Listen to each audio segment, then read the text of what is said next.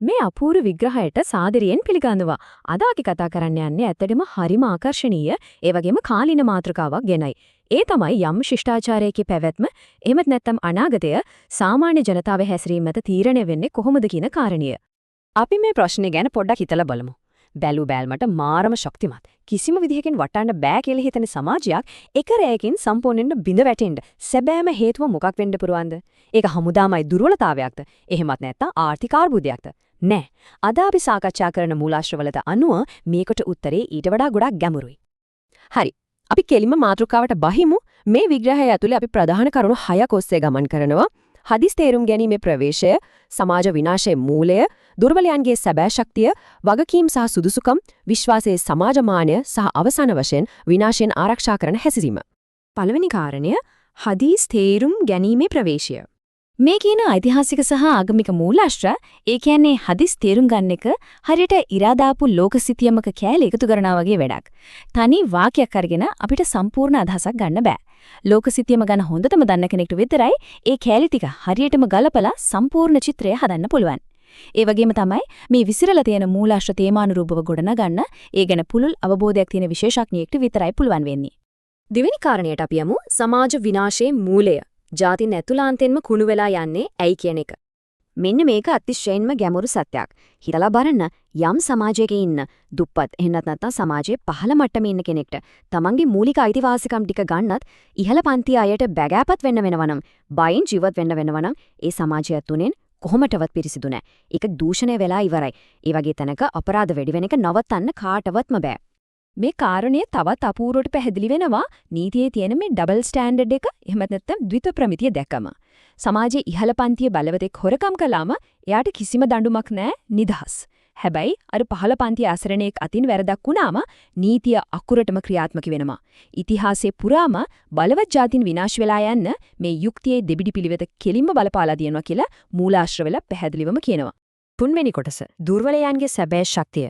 සමාජයක් ඇත්තටම පවත්වාගෙන යන්නේ කවුද කියන යථාර්ථය. ඉතිහාසයේ හමු වෙන මේ කතාව හරිම ප්‍රබලයි. පළමු කලිෆාවරයා වුණු අබූ බක්රතුමා එතුමාගේ පළවෙනි කතාවෙදිම කියනවා ඔබ අතර සිටින දුර්වලයා මා ඔහුට ඔහුගේ අයිතිවාසිකම් ලබා දෙනතුරු මා ඉදිරියේ බලවතෙකි කියලා.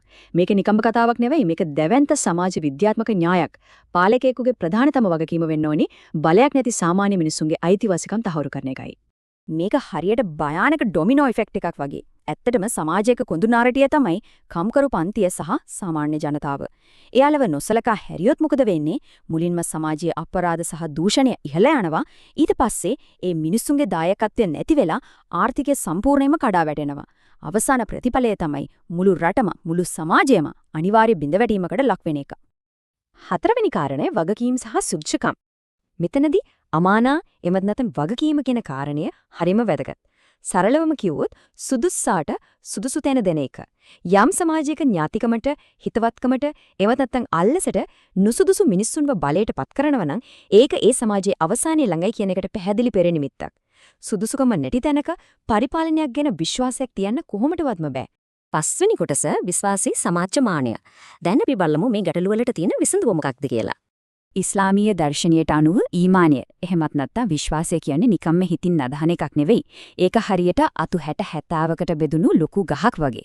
ඒකේ මුල් විහිදිලා තියෙන්නේ අපේ එදිනෙදා සාමාන්‍ය සමාජ ක්‍රියාකාරකම් දක්වාමයි.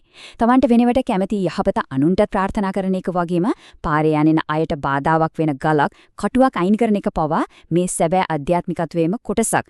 මේක තමයි හැම දෙයකම තියෙන ප්‍රබලම බෙහෙත. Tamanගේ සාර්ථකත්වයේ වගේම අන් අයගේ සාර්ථකත්වයට ප්‍රාර්ථනා කිරීම. සමාජයක් කඩාවටන ඊර්ෂාව, තණ්හාව වගේ පිළිකාවලට තියෙන හොඳම විසඳුම මේ චර්යාත්මක වෙනසයි. තමන්ගේ අසල්වැසියා වගේම සමාජ පහළම ඉන්න කෙනත් දියුණු වෙනව දකින්න මිනිසු පුරුදු වුණාම සමාජයේ තියෙන ගොඩක් අරුබුද ඉබේම විසඳිලා යනවා. අවසාන කොටස. විනාශයෙන් අපිව ආරක්ෂා කරන හැසිරීම මොනවද කියලා අපි දැන් බලමු.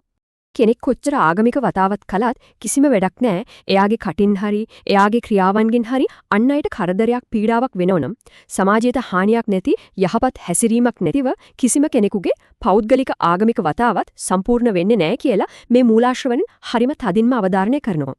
හිජ්රත් එහෙමත් නැත්නම් සංක්‍රමණය කියන ඓතිහාසික සංකල්පයට මෙතනදී මාර්ම ප්‍රායෝගික අර්ථකථනයක් දීලා තියෙනවා.